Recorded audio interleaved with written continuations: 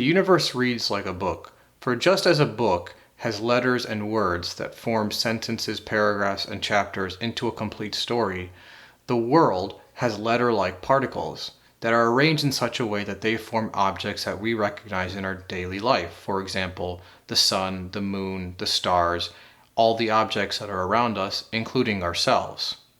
And those objects are arranged in such a way that they form sentences and paragraphs and chapters and a complete story that we recognize as a comprehensible universe in every moment. Now, just like we can recognize that the book cannot be writing itself into being at every moment, for the ink on a page and the letters and the words and the sentences and paragraphs and chapters have no consciousness unto themselves, or no knowledge unto themselves, and no power unto themselves, and no will unto themselves, such that they can arrange themselves into a comprehensible, meaningful story, so too do we recognize that the world has no such qualities to arrange itself. Therefore, we implicitly know, we recognize rationally, and through all our human qualities, that the world must have an author beyond the nature of the world itself. Now that author, that one, is who people collectively refer to as God. And because that author is beyond the nature of the world, or in other words, beyond the nature of space and time, that author necessarily must be absolute. And absolute, just like infinite, means that while it cannot be comprehended, it cannot be known in its essence what it actually is. All things point to it necessarily, just like the numbers 1, 2, 3, 4, and so on and so forth point to the necessity of infinite. They don't necessarily say what is the essence of infinite, but they do point to it. Just like the world, and all the things that it contains, point to the necessity of absolute. However, the things in this world demonstrate qualities of an author, just like the book demonstrates the qualities of the author that manifests on every page. For example, their knowledge about a subject, their power to write on that subject, their will to do so, and any other quality that we can think of when we read a book and are able to appreciate is such that we are in communication with that author. Likewise, the world is manifesting the names of the author at every moment on the face of all beings in this world.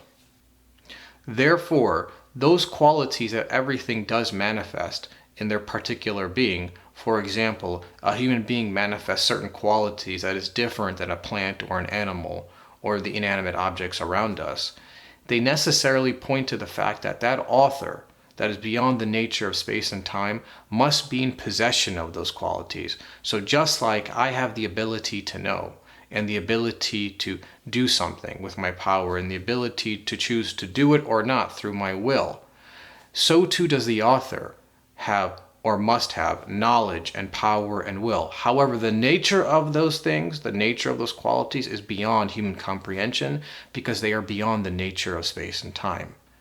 Anything that I can imagine or I can think of, it is greater than that. In other words, it is absolute. And if that author is absolute, necessarily they must be eternal, because as we stated, the author must be beyond the nature of space and time. Therefore, they are not bound neither by space nor by time, therefore they must be eternal, having neither beginning nor end. However, all things are in need of that author at every moment. In other words, that author is eternally besought. From the very beginning of the universe till now, until the very end of the universe, all things are in need of that author for sustenance. The sustenance of actually being, of existing rather than not. And then the sustenance of their qualities, the need for those qualities to manifest on their being. For it's not sufficient to just be, but a human being like myself must be with all my human faculties and senses that make me and define what a human being is. Therefore, we can state there is nothing in this world, absolutely nothing at all, that is likened unto him.